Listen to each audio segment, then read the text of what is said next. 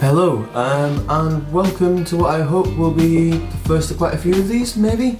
My name's Tom. I've been working on a real-time virtual reality project for maybe the last couple of years. Kind of stopped working on it the last year, but I'm trying to get back into it, and this is just going to be kind of a blog of what I get up to, the problems I run into, and everything else that goes along with it, I guess. So this project uses Open Frameworks and Xbox Connect Mark II, the one for the Xbox One.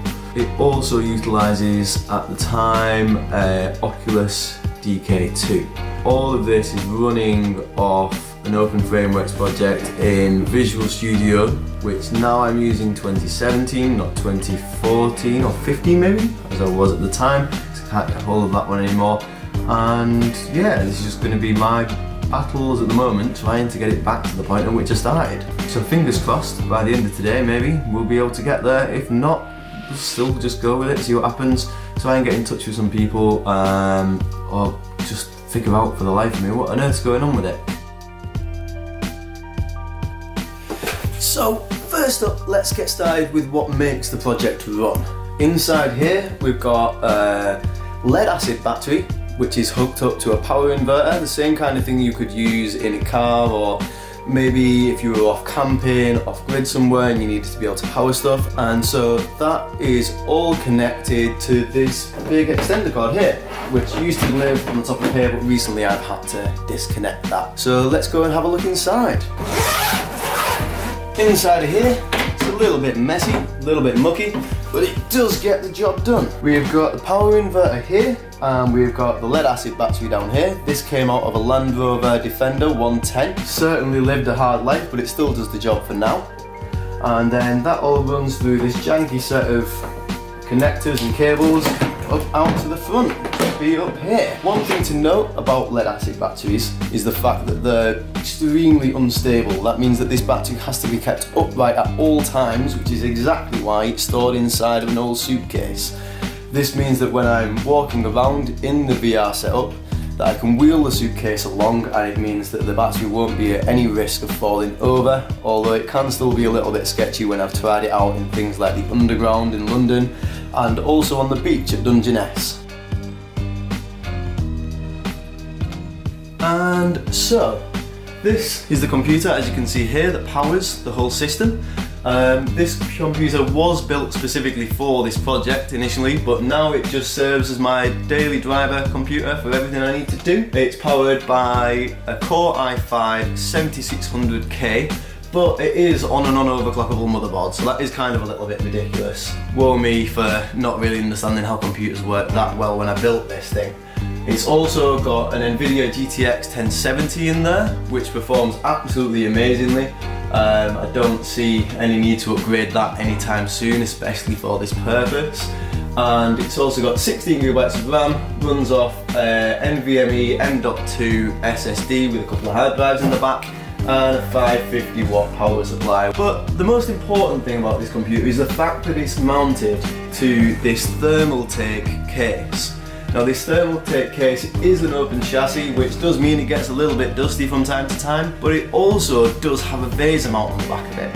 Now the VESA mount is extremely important for this project, as it allowed me to create a system which I could carry with me on my back as a backpack by bolting a cheap race car harness to the back of the computer.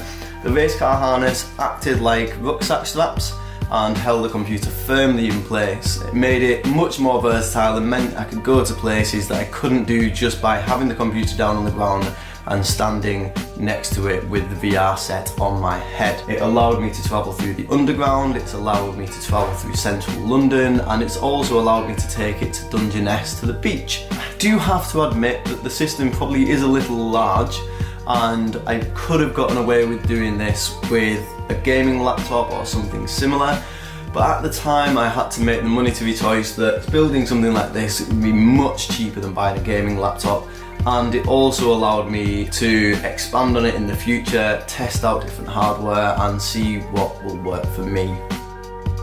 Next up, on top of my desk here, you can see that I've got my Xbox One Connect. Now that's rigged up with the Windows Connect adapter and just plugged into my computer over here. Now you can see that I've got that working at the moment through Connect Studio. That's just so that I can test that everything is working, as I have had a few problems getting the Connect back working on this computer, which I will try and demonstrate to you in a second.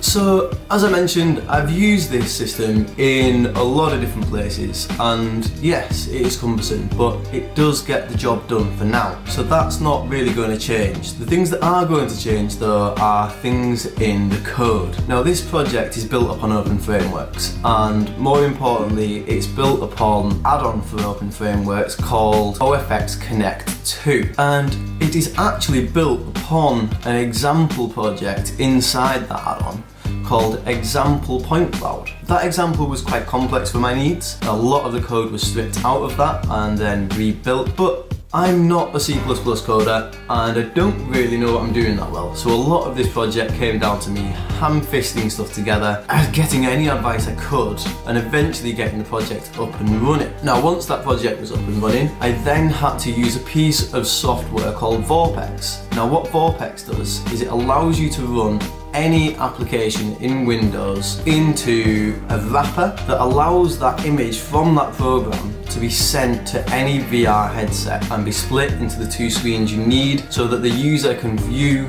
that screen in a VR environment. Now this worked perfectly for my use case at the time, but since then there is actually an implementation for Steam's VR system to be implemented with inside Open Frameworks, which is definitely something that I'll be looking to use as this project continues. So in the software is where I've started to run into a little bit of trouble.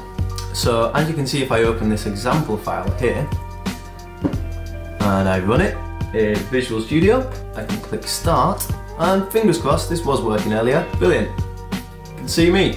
You can see over on this side that we've got the infrared image, and over here we've got the standard image. Everything is working just as it should be, and we can see that all of the sensors are working as they should be, and everything is just great. You can also actually run it again with body stream. So if I remove this section here, yeah, you can see when it's tracking my hands, everything's working fine.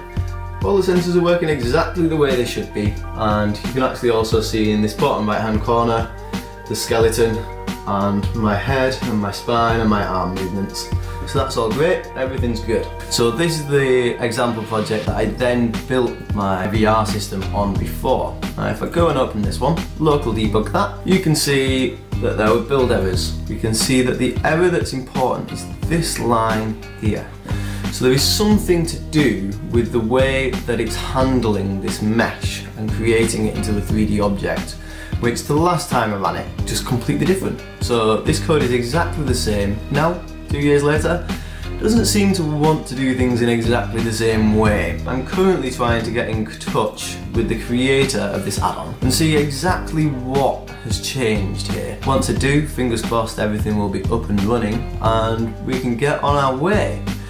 Because there are a few little things we can mess around with. As soon as we get that done, we can change things. We can start to build up different types of meshes and start to really create a 3D world. Unfortunately though, until I get this little bit here, I like how it's really trying to highlight this bullet point, sorted, I can't go any further. Well, I do think that's just about all I've got time to cover today.